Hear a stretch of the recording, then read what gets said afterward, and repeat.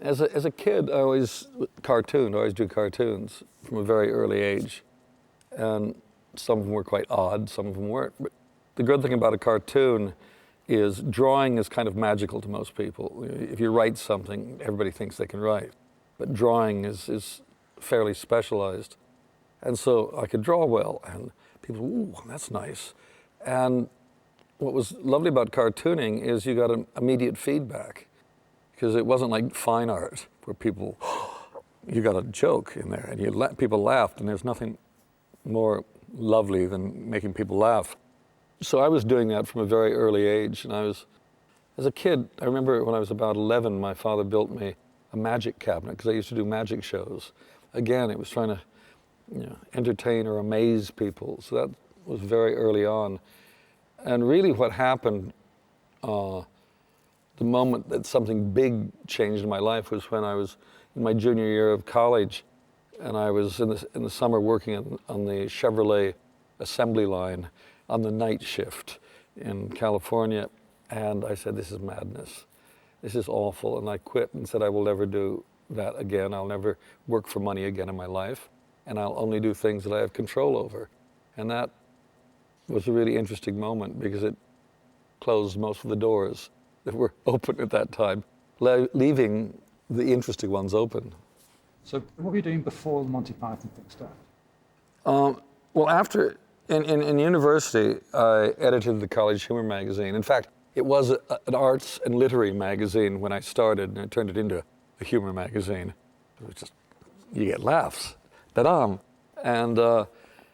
And Harvey Kurtzman, who was the great mentor, the god of all of us cartoonists at that period in America, he's the guy that created Mad Comics. And he was doing a magazine called Help, and I was sending him my magazines, and he wrote a nice letter back.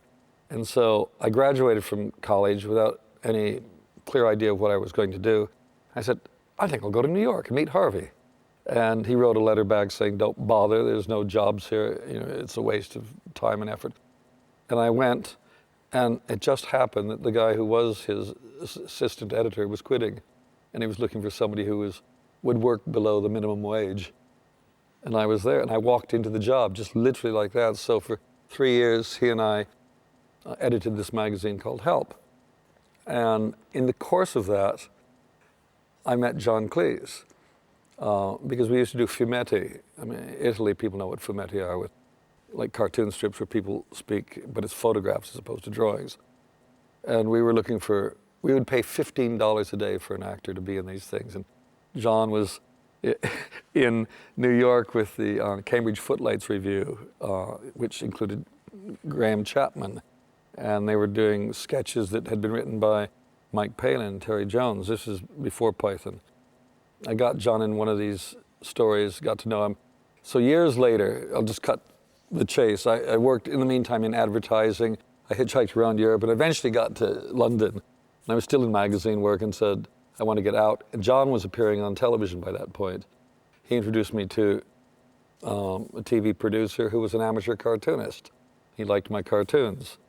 And he bought some of my written sketches and forced them upon Mike Palin, Terry Jones, and Eric Idle, who were doing a show called Do Not Adjust Your Set, which is a children's comedy show. And that was the beginning of the connection that became Python.